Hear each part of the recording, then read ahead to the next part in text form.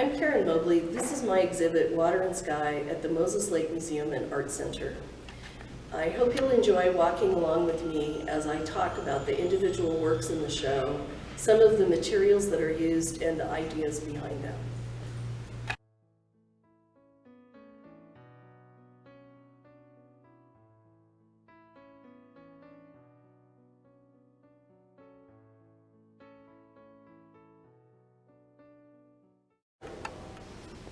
This large drawing is one of several large drawings in the exhibit. And these large drawings were originally created, all of them, to be exhibited in specific locations. In Spokane, we have a program that's called window dressing, where artists create works that will be installed in store windows or in large retail spaces that are maybe vacant or uninhabited. This drawing actually has 4 panels, 2 of which would go even higher on the wall if it were all installed together. It's about water and the motion of water, and it was done for terrain and window dressing. If you look at it closely, there's a variety of different materials in this drawing. There's charcoal, there's pastel, some colored pencil, watercolor, and a variety of other colors of colored pencil to make these kind of waterfall kinds of shapes. It was really fun to work on because it has an opportunity to both be about water but also be about the intention of just drawing for the sake of drawing. It's about 12 feet long, and each of these sections of the Reeves BFK are 42 inches wide, so it's quite large. I mean, obviously, if I'm standing here, you can get a sense that it's a very big thing. I'm really fond of these drawings because they have a strong sense of motion and a sense that you're watching or participating in something where the water's continuing to move, flow, and to be kind of that which water is, which is a dynamic and, I don't know how you describe that, a kind of unyielding motion. Obviously there are still ponds, but a lot of these drawings have a sense that the water is continuing and moving as the water flows past you or over something.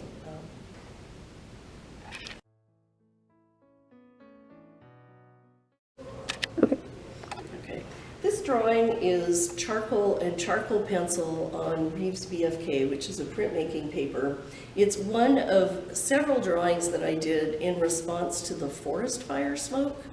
And those of us who live in Washington in the summertime, over the last 5 years or so, we've always had a week or two in the summer where we've had this really, really poor air quality and kind of a sense that, you know, everything is gloomy.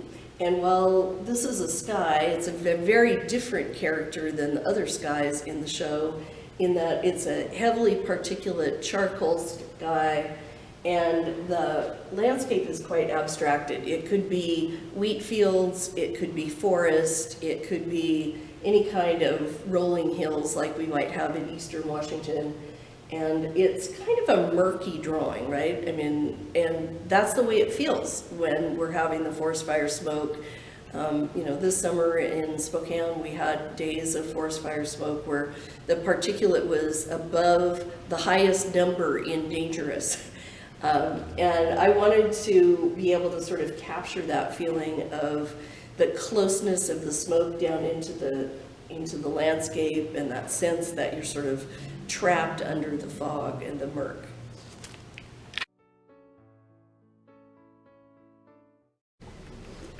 This drawing, which is 2 panels, they're 12 feet long and 42 inches high, was done for window dressing and was installed at the corner of Main Avenue and Bernard in Spokane in a store window for quite a long period of time, a couple of summers ago. It was designed to be something that could either hang against a wall or could be hung from a suspended ceiling and kind of weave through the space. So if you think about it, in this environment it's very flat, but when it was originally constructed for installation, it had an ability to kind of weave through the space.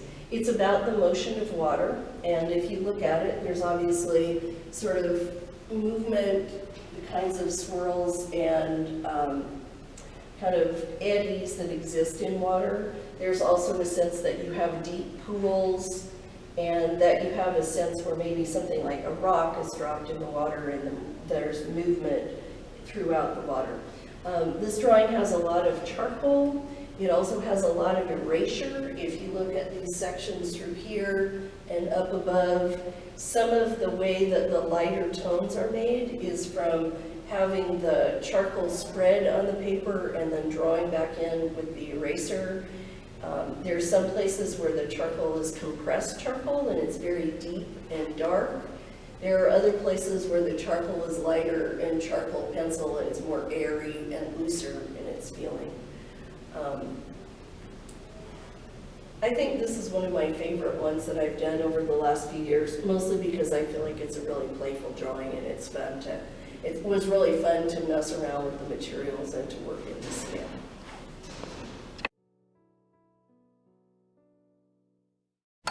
Okay. Okay. These two are water drawings that are of a little bit different character than the water paintings that are of a little bit different character than the larger paintings. They're a little bit more representational of what you would actually see.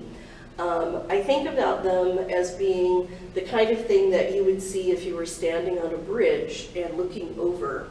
And when you stand on a bridge and you look over into a stream, a lot of times you see the water moving past, but you also see things that are sort of eddying up or maybe being revealed as the water moves past. So things like rocks, water, maybe some green from algae or plants or things underneath.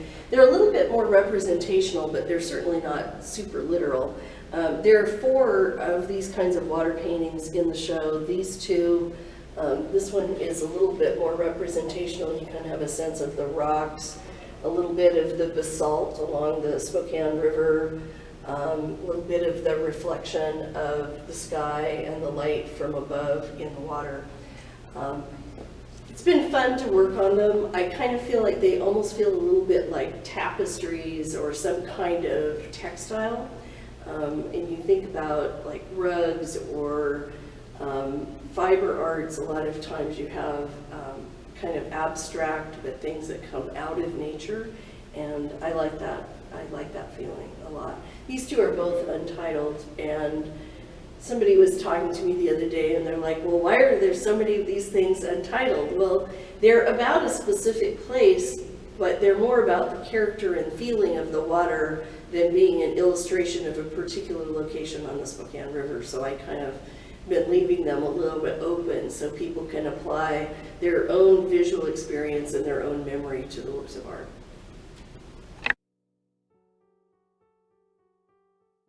Drawings are from a larger group of drawings that are about the movement of water, and essentially they're about the kind of vertical movement of water that comes about when there's a waterfall or a steep grade, and all of them have a character in common, which is the drip.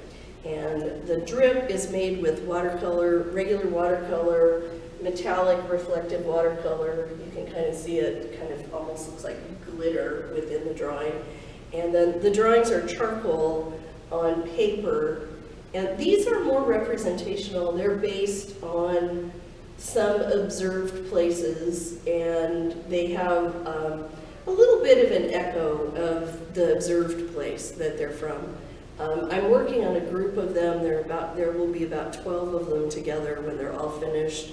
And the idea is that they'll be installed in a particular building where they go from floor to ceiling in a big atrium space.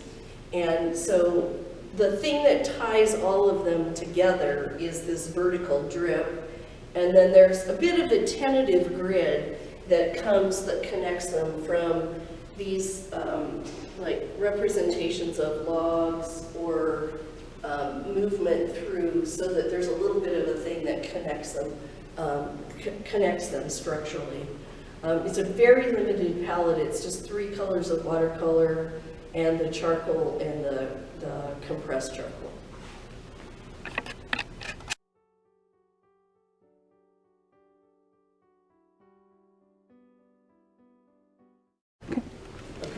So these are 3 drawings of many drawings that I have done that are on in this format. This is 20 by 30 Reeves BFK, which is a printing paper, and I've done a lot of drawings of things in nature in this size. Some, like this one, which is about snow and sky, is very reminiscent of some of the other things that are in the show, where you have a sense of water, maybe some movement into reflection in the sky. There's a lot of charcoal, there's a lot of erasure in these drawings. This one was done at Gentile Foundation, which is an artist in residency program in Wyoming. I did a whole series of these drawings of these bushes and plants in the snow. One of the things that's really beautiful in the winter is the kind of harsh contrast between plants and shadows and snowfall. And this is one of several of those snow drawings that I did at Gentile. And it's a more representational drawing than some things that I do, and yet you can kind of get down into the small of the shadow and the texture, and it just breaks down almost into an abstraction. This one on the end is also water, but it's more like what you would see similar to the pictures of like looking over the bridge, where you can see the bubbles and the texture of the water as the water is moving past you.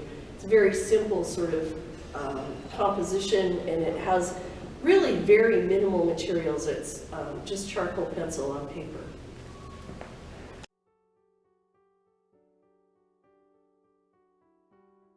Okay. This drawing is called Eutrophication. Eutrophication is the word for what happens when water pools, and as it starts to sink into the ground, you end up with kind of a bog or a marsh, and oftentimes you'll have a very low pH level, and the soil becomes almost infertile because there's not a high enough level of pH for things to grow.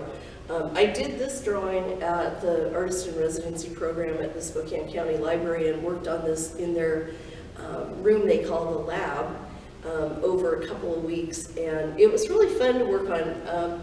It's mostly compressed charcoal, and there's a lot of thick charcoal. It's almost like velvet. There's so much charcoal in the drawing, and then there's a sense of kind of similar kind of water movement to some of the other things I've been working on, where little passages have water moving through, but it's not like rushing water. It's more like just sort of slow, sloggy water, and there are tree branches and other things within the drawing. It's quite large, and it was interesting to work this big in the library because a lot of the kids that were coming in had never seen anyone drawing anything that big, and they had a lot of suggestions for me, which was also really fun, having a sense of how you might, if you're a little kid and you're talking to somebody about how you might better draw grass and other kinds of things like that.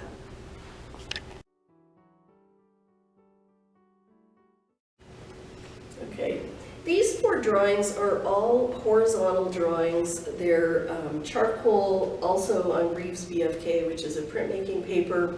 They were done as a series. There are quite a number of them actually, but I only included 4 of them in the show. They're all about water, and they're all about the kinds of things that live in the water. Some of them have shell-like shapes. Others have shapes that look maybe more tadpole-y or maybe a little bit insect, but without being literally drawn insect. All of them have dark areas where there's a lot of charcoal. There's quite a bit of erasure and reworking within the space. This one is one of my favorite ones. I call it the March drawing, and it has that feeling that you're kind of looking into shallow water, and there are a lot of like suggestions of things that might be under the water. So you have plant-like forms, You have some kind of squiggly things that maybe would be, I don't know, algae or maybe moss or some kind of other thing like that. I'm really fond of these drawings. Some of them have reflected clouds, others have things that are very much more oriented towards being like creature-like, and it's been fun to work on them. And I've done enough of them now that I feel like I have a really good sense of how to manage that horizontal space. Drawing in a horizontal space isn't what we normally think of. You know, most of the time when people learn to draw, they're on a 3x4 proportional rectangle, and learning to manage composition that's long and thin is a little bit of a trick, but it also works well with the content, which is about the movement of the water, the sense that the water is passing you by as you're looking at the drawing.